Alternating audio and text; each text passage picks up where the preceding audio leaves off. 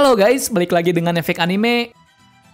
Hari ini kami akan melanjutkan rangkuman alur cerita One Piece. Dan sampai saat ini sudah mencapai part ke-32. Cerita pada part ini berisikan tentang kisah dari Luffy dan lainnya yang sedang beristirahat secara total. Namun dalam kurun waktu itu di tepi Wano Kuni ada seseorang yang mau membahayakan negeri ini lagi. Siapa dia? Simak video ini sampai habis.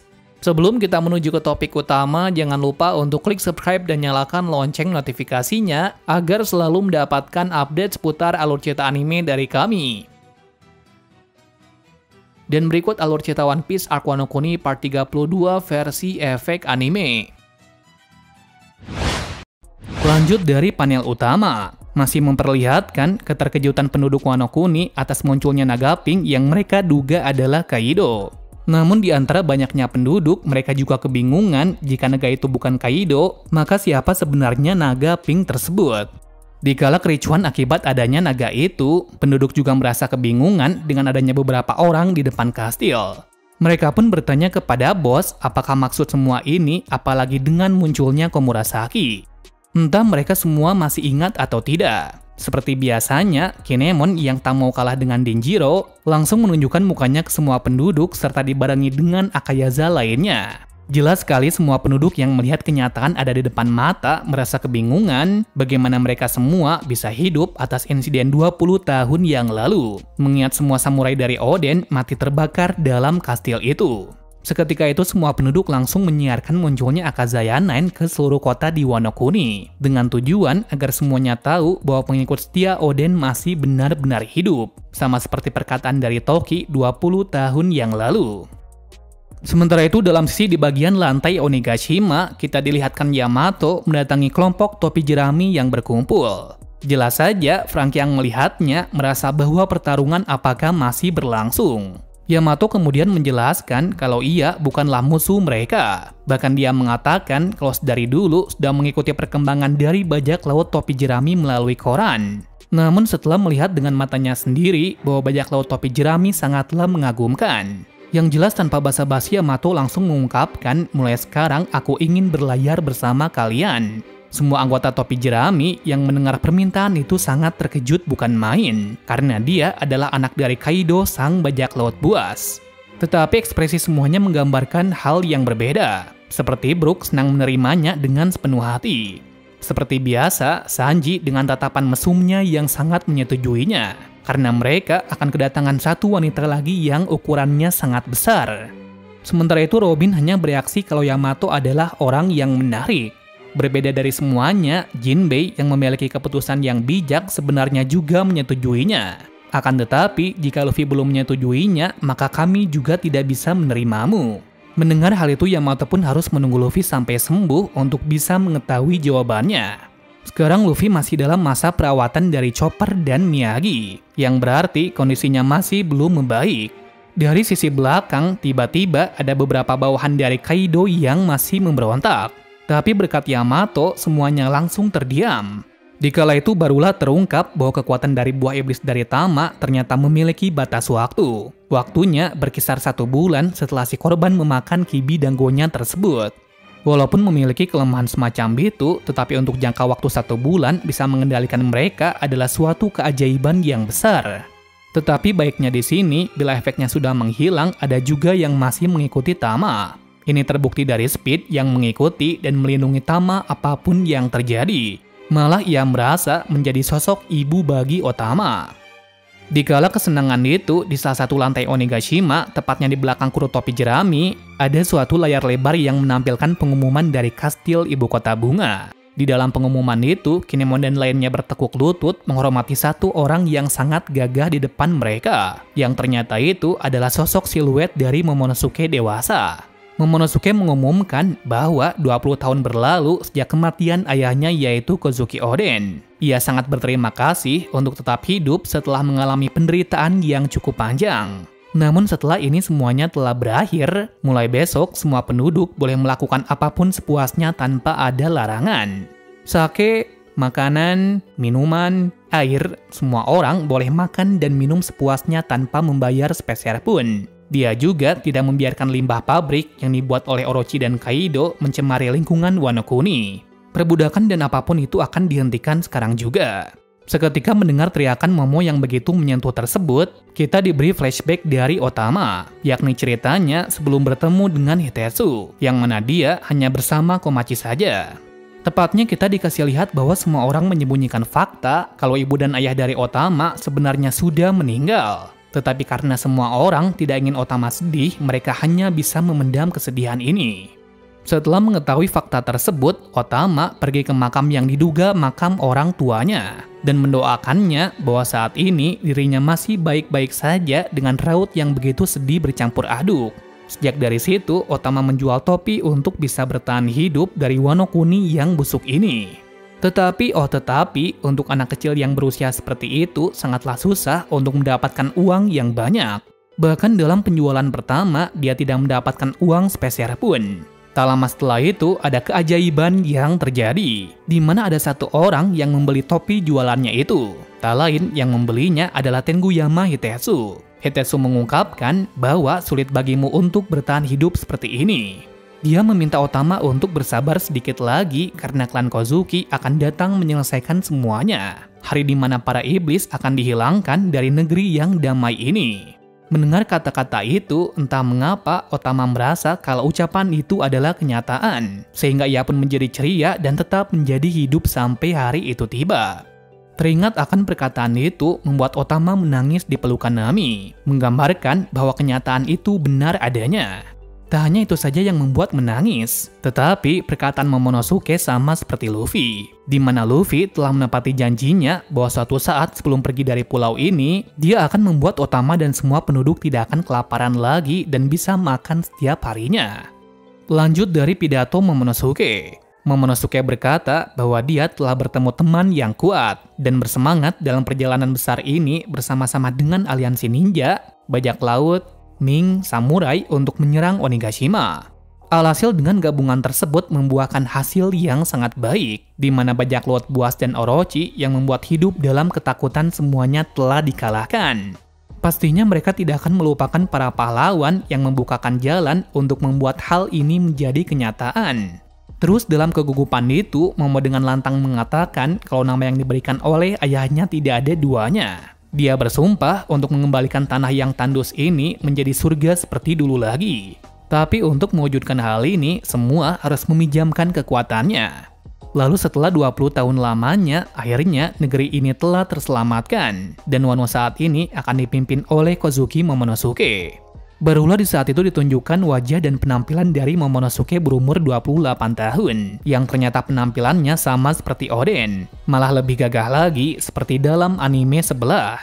Seketika mendengar semua pidato tersebut, sorak meriah terdengar ke seluruh penjuru Wano Kuni, karena mulai sekarang Shogun sebenarnya telah kembali setelah sekian lama.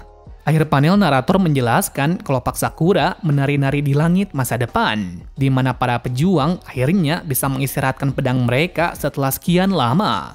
Lalu seorang berusia 8 tahun hanyut di udara malam dari tanah samurai terkenal. Mungkin dia tidak memiliki kekuatan fisik yang kuat, tetapi menariknya dari Momonosuke berhasil mengimbanginya dengan pengabdian pada tugas dan kasih sayang tak terbatas. Suatu saat nanti, dia akan dikenang oleh seluruh dunia bahwa dia adalah shogun terbaik. Dengan kata-kata ini menandai shogun baru dari Wano Kuni yaitu Kozuki Momonosuke. Di panel pertama kita langsung dibawa ke kastil tanah suci Marijoa. Di situ Gorosei sangat ketar-ketir setelah mendengar kabar dari CP0 bahwasanya Kaido dan Big Mom telah dikalahkan secara bersamaan. Tidak hanya itu, dia juga sangat khawatir tentang Nika yang kembali muncul di dunia ini. Sehingga hal ini akan semakin valid kalau dua kaisar lautan bisa kalah hanya dalam waktu 1 hari saja. Jelas peristiwa ini akan sangat mengguncang seluruh dunia. Alasannya sudah pasti karena mereka tidak mungkin bisa mencegah masalah ini begitu saja, dikarenakan Wano Kuni adalah negara yang tertutup. Ditambah lagi yang kalah adalah seorang Yonko. Akan masalah ini membuat mereka kebingungan untuk mengatasi masalah ini. Yang artinya cepat atau lambat berita kekalahan dari Kaido dan Big Mom akan menjadi trending topik. Masalahnya tidak hanya itu saja. CP0 juga kehilangan jejak dari sang legenda Zo, padahal mereka sebelumnya berada tepat di depannya. Lalu secara tiba-tiba Zo hilang bersama datangnya kabut. Entah bagaimana Zou melakukan hal tersebut, yang pasti dia memiliki kekuatan untuk menghilang atau menyembunyikan keberadaannya. Dari kesimpulan ini Gorosei semakin kebingungan, karena sekarang Wano tetap menjadi benteng besi, lantaran perbatasannya masih ditutup. Dengan adanya hal ini, mereka tidak bisa mengambil alih pulau terisolasi itu. Mereka pun bertanya-tanya apakah semua ini telah direncanakan sesuai dengan keadaan dunia saat ini. Sebab dari itu, sejak beberapa waktu lalu, Momonosuke enggan membuka Wano Kuni. Ternyata ini adalah salah satu alasannya. Dikarenakan rencana untuk membuka Wano Kuni tidak ada celah lagi, Gorosei meminta CP0 agar bisa membawa Nico Robin.